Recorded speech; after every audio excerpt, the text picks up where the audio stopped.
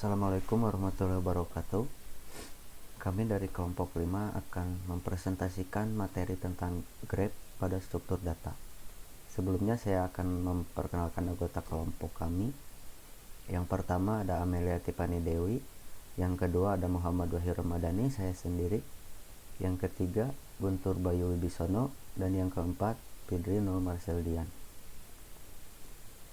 Baik, untuk definisi graf dalam struktur data yaitu himpunan simpul yang disebut matriks atau V, dan dapat dihubungkan satu simpul dengan simpul lainnya menggunakan link yang disebut edge atau E. Garis tersebut ada dua macam, yaitu garis yang memiliki arah dan ada yang tidak memiliki arah. Data graphs juga berbeda dengan struktur data tree yang seperti video penjelasan sebelumnya. Oleh karena itu, dalam struktur data graph memungkinkan terjadi siklus, sedangkan tree tidak ada siklus. Semisal mempresentasikan jalur lintasan darat dari satu kota ke kota lainnya. Sebagai contoh di sini ada A, B, C, dan D. Misalkan ini sebagai kota A, kota B, kota C, dan kota D. Maka kota A, kota B, dan kota yang lainnya itu dihubungkan melalui edge. Garis ini itu disebut dengan edge, dan kota ini bisa disebut dengan nodes atau V. Kemudian ada contoh implementasi atau contoh penggunaan graph pada struktur data. Yang pertama ada struktur data graph tak berarah atau undirect graph, yaitu graph yang sisinya tidak mempunyai orientasi arah disebut graph tak berarah. Pada graph tak berarah, urutan pasangan simpul yang dihubungkan dengan oleh kedua sisi diperhatikan. Salah satu contoh graph berarah di mana sisi yang menghubungkan arah simpul dalam graph tersebut untuk memiliki orientasi arah. Kemudian ada graph berarah atau direct graph. Graph yang setiap sisinya memiliki orientasi arah disebut sebagai graph berarah. Sisi berarah dalam graph ini dapat dinamakan sebagai busur.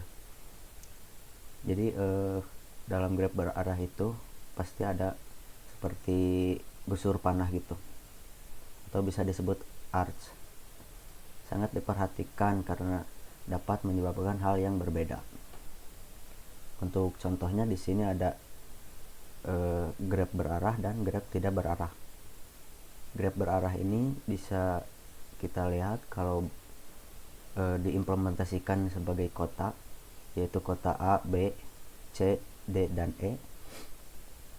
Jika dari kota A kita akan menuju ke kota B, itu sudah ada edge-nya atau jalurnya yang memiliki tanda panah. Kemudian jika misalkan dari A ke B, kemudian dari B ke A, itu jalurnya itu beda lagi menggunakan edge 8. Jadi kalau dari A ke B, B ke A itu tidak searah gitu. Misalkan kalau kita berangkat dari rumah ke rumah teman, terus pulangnya itu beda jalan lagi, nggak ke jalan yang situ lagi.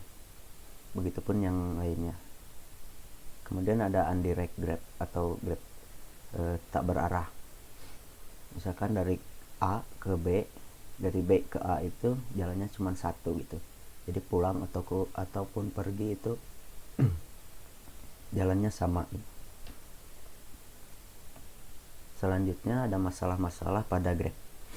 Yang pertama masalah patch minimum atau shortest patch problem, yaitu mencari rute dengan jarak terpendek dalam suatu jaringan transportasi. Contohnya misalkan kita dari Bandung ke Jakarta misalkan. Maka untuk untuk graph ini kita bisa menemukan jalan yang paling cepat dan paling dekat. Kemudian untuk masalah yang kedua yaitu aliran maksimum atau maximum flow problem, yaitu menghitung volume aliran BBM dari suatu reservoir ke suatu titik tujuan melalui jaringan pipa. Jadi bisa bisa menghitung gitu, bisa tahu aliran BBM yang mengalir melewati pipa. Kemudian masalah pencarian dalam grep atau grep searching problem, yaitu mencari langkah-langkah terbaik dalam program permainan catur komputer. Misalnya kita memainkan permainan atau game pada komputer, permainan catur, misalnya kita mengeluarkan pion atau yang paling depan gitu, maka untuk grep ini atau komputernya akan menggunakan sistem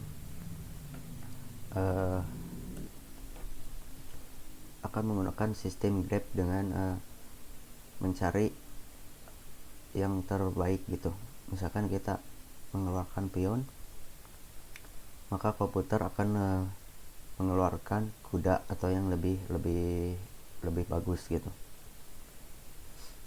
Kemudian yang keempat ada masalah pengaturan topologis atau topological ordering problem, yaitu menentukan urutan pengambilan mata kuliah yang saling berkaitan dalam hubungan persyaratan. Contohnya misalkan dalam KRS semester 2 misalkan kita mengambil satu mata kuliah. Nah, ada persyaratannya yaitu harus lulus mata kuliah apa gitu. Ini untuk masalah pengaturan topologis. Kemudian ada masalah jaringan tugas atau task network program, yaitu membuat penjadwalan pengerjaan suatu proyek dengan memungkinkan waktu penyelesaian tersingkat. Jadi bisa diperhitungkan gitu jika ada proyek akan memakan waktu berapa lama gitu. Kemudian masalah pencarian pohon rentang minimum atau minimum spanning tree problem, yaitu mencari rentang problem listrik yang totalnya adalah minimal untuk menghubungkan sejumlah kota.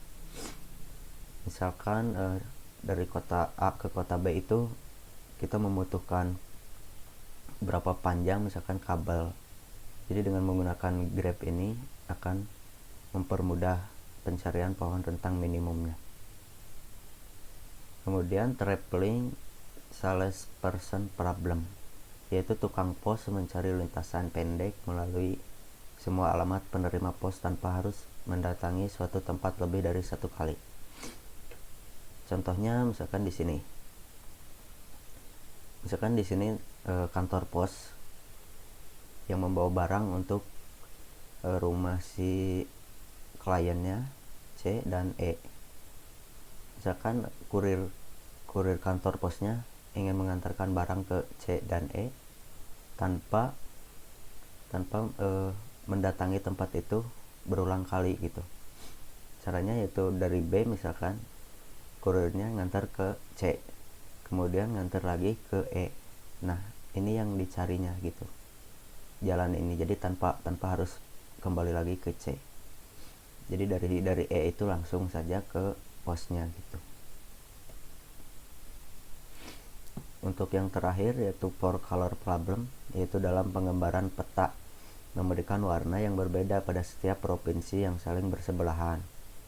Jadi biasanya ditemukan dalam sebuah peta di mana misalkan Kalimantan dan Jawa itu berbeda warna, misalkan Kalimantan hijau, Jawa Barat misalkan biru atau merah.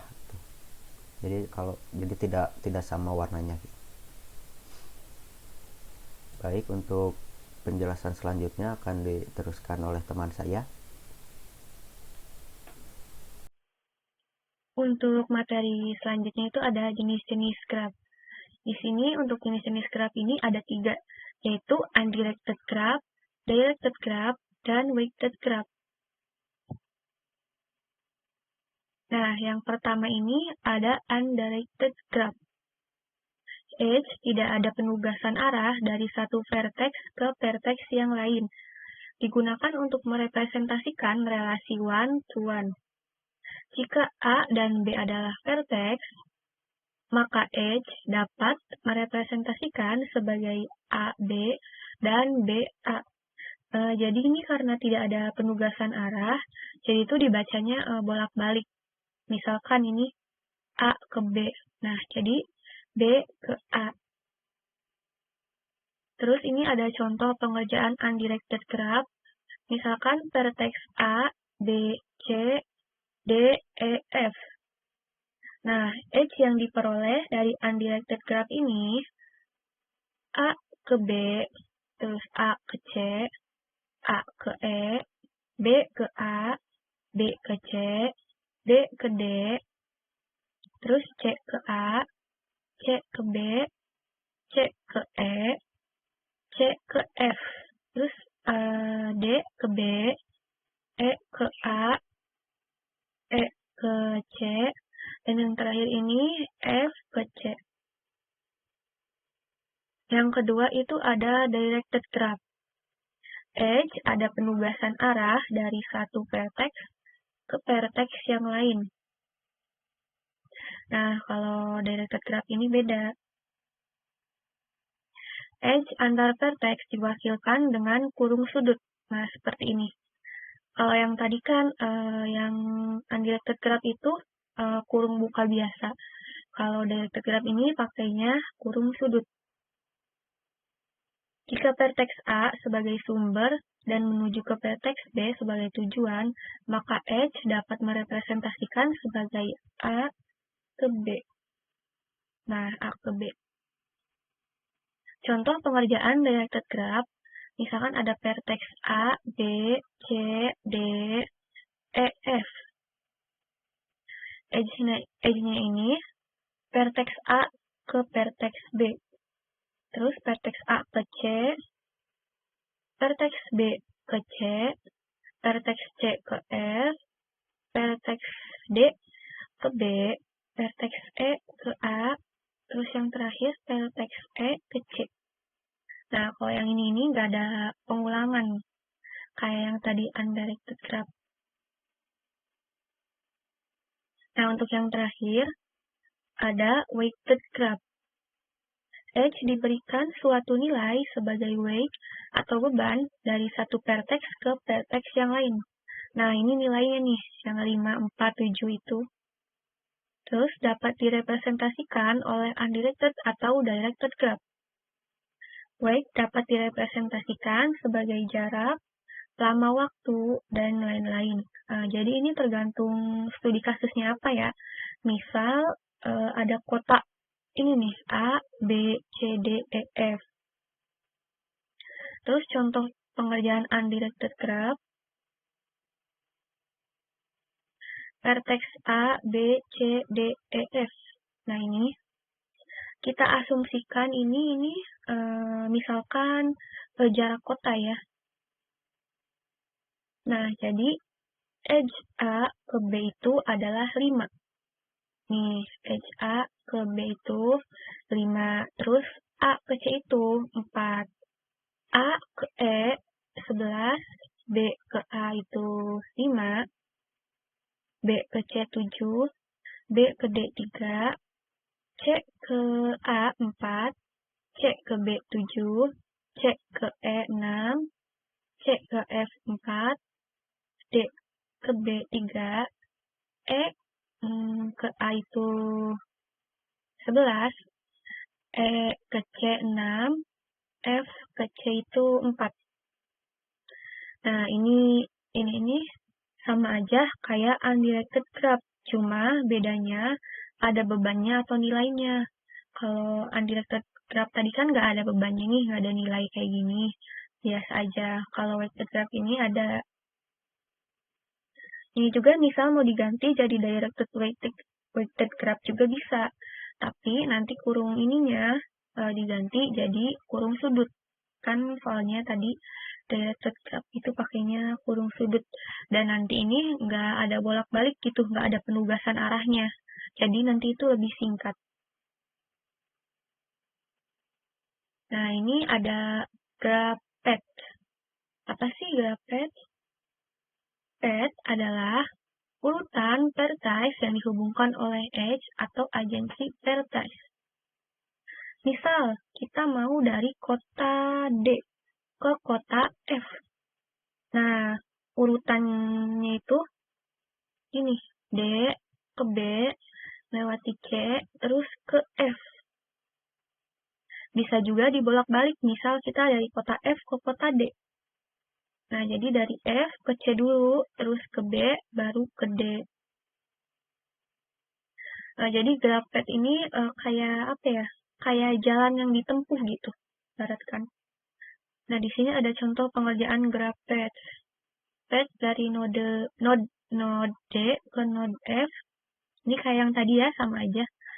Dari D dulu ke B, ke C, terus ke F gitu. Terus path-nya D, B, C, F itu ada 4. Nah, 4 ini berapa banyak node yang kita lewati? Kan ada 1, 2, 3, 4. Ya, untuk materi selanjutnya akan disampaikan oleh teman saya. Perkenalkan, nama saya Guntur Bajo Bibisono dari kelas SI 2A dengan NPM 988240512112110. Di sini saya akan memaparkan struktur data linear, tree, dan graf. Struktur data linear merupakan struktur data yang terhubung secara sekuensial atau berturut-turut antara entitas datanya, yang dimana dapat diterapkan pada array dan linked list. Dan juga pada struktur data ini hanya memiliki satu jalur untuk penulisan datanya. Yang kedua, struktur data tree yang memiliki keterhubungan hierarkis antar datanya dan juga memiliki beberapa jalur untuk penulisan datanya. Yang terakhir yaitu struktur data graph yang memiliki keterhubungan tak terbatas antar entitas datanya dan juga memiliki jalur yang tak terbatas pula pada penelusuran datanya. Selanjutnya yaitu adalah sifat-sifat graph. Pertama, sebuah graph mungkin hanya terdiri dari satu simpul. Yang kedua, sebuah graph belum tentu semua simpulnya terhubung dengan busur. Ketiga, sebuah graph mungkin memiliki simpul yang tak terhubung dengan simpul yang lain. Keempat, sebuah graph mungkin semua simpulnya saling terhubung. Nah, contohnya dapat dilihat di sisi kanan gambar. Selanjutnya adalah istilah-istilah dalam graph. Itu pertama, insidensi atau bersisian. Insidensi merupakan sisi yang menghubungkan dua simpul, seperti E yang menghubungkan simpul V dan W. Asidensi atau bertentangan merupakan dua simpul yang terhubung secara langsung dengan dua sisi. Pada simpul V dan W disebut asidensi. Nah, pada graf berarah atau di gambar kedua di bawah, simpul V merupakan asidensi dengan simpul W bila busur W ke arah V. Nah, jika arah busur ke arah W, maka W adalah asidensi dari V. Subsensor dan predecessor. Pada graf berarah, bila V asidensi dengan W, simpul W, maka simpul V adalah suksesor dari simpul W dan simpul W adalah predecessor dari simpul V. Selanjutnya adalah path atau lintasan, yang merupakan serangkaian simpul-simpul yang berbeda dengan adjektif secara berurut-urut dari simpul satu ke simpul berikutnya.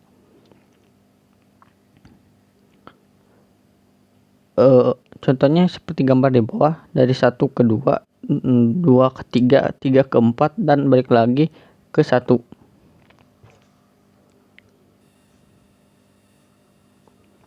Selanjutnya ada degree.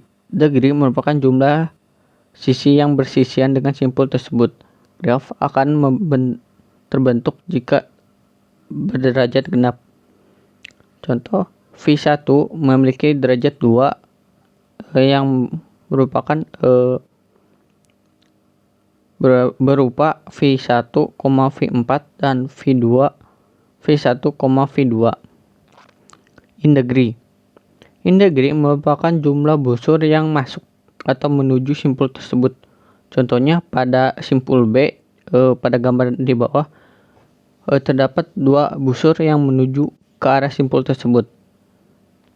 Out degree. Out degree merupakan jumlah yang keluar atau berasal dari simpul tersebut. Nah, pada kasus simpul B terdapat satu busur yang keluar dari simpul tersebut. Jadi in degree pada simpul B terdapat 2 dan out degree pada simpul B terdapat 1. Sekian, terima kasih. Assalamualaikum warahmatullahi wabarakatuh.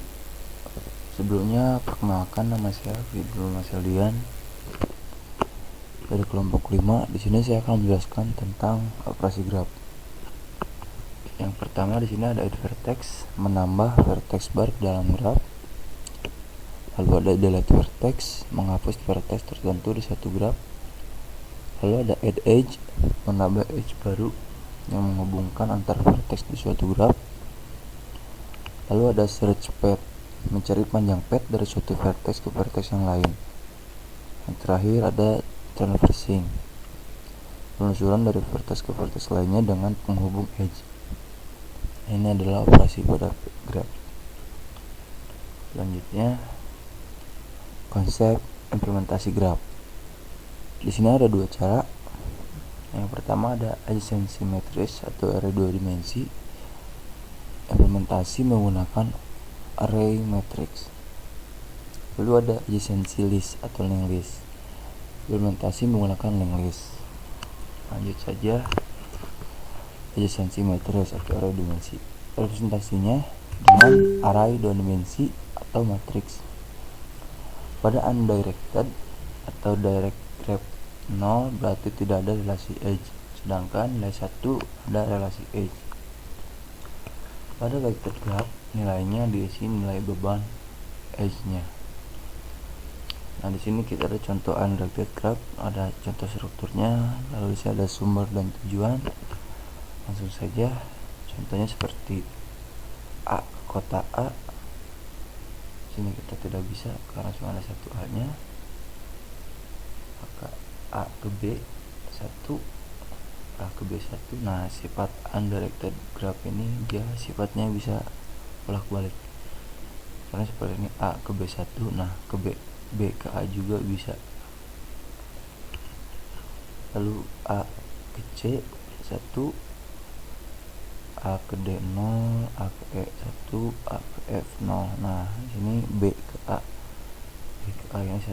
Karena sifatnya bolak-balik ini, maka dia B ke A ada 1. Dan seterusnya seperti itu. Nah, di sini ada directed graph. Nah, directed graph ini dia sifatnya satu arah. Kalau di sini dia sudah ditentukan petunjuk arahnya. Maka contohnya seperti A ke A 0, A ke B 1. Nah, A ke B 1, A ke C 1, A ke D 0, A ke E 0, A ke F 0. Nah, di sini B ke A 0 karena dia sifatnya tidak bolak-balik. Kalau tadi kan undirected bisa B ke A itu 1. Nah, kalau directed graphnya tidak bisa karena dia tidak ada petunjuknya, ada satu arah. Lalu B ke B 0, B ke C 1, B ke C 1, B ke D 0, B ke E 0, B ke F 0, dan seterusnya seperti itu. Nah, selanjutnya di sini ada indirected vector graph. Nah, di sini A ke A 0, A ke B 5. Nah, ke A ke B ini bobotnya adalah 5. Lalu A ke C 4. Di sini A ke C 4 karena bobotnya 4.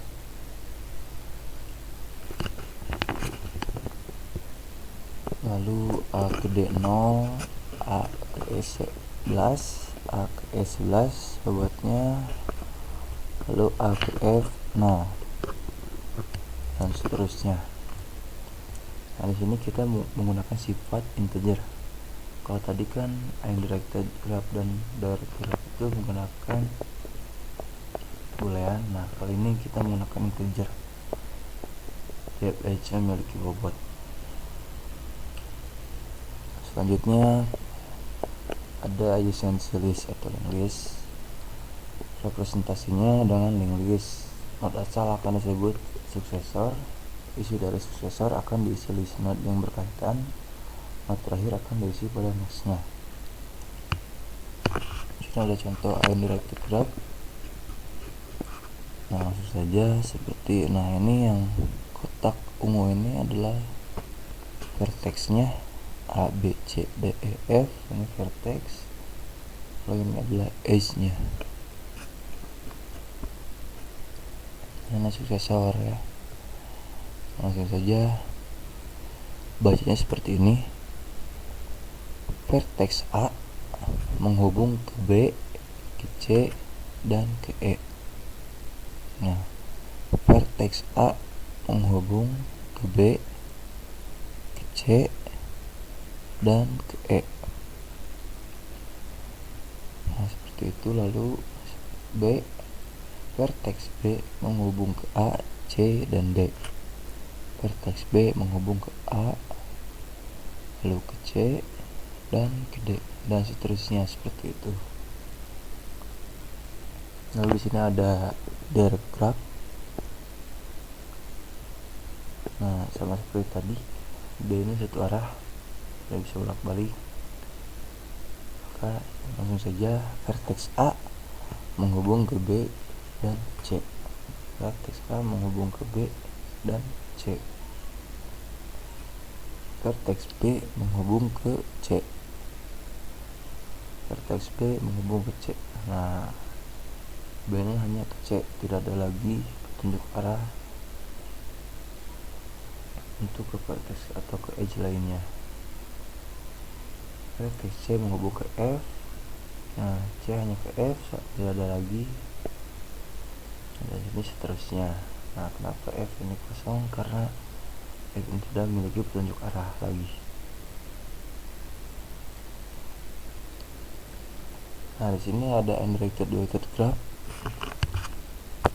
Nah, kita bacanya seperti ini. Vertex A menghubung ke B dengan bobot atau beban 5. Nah, A ke B ini bobotnya 5.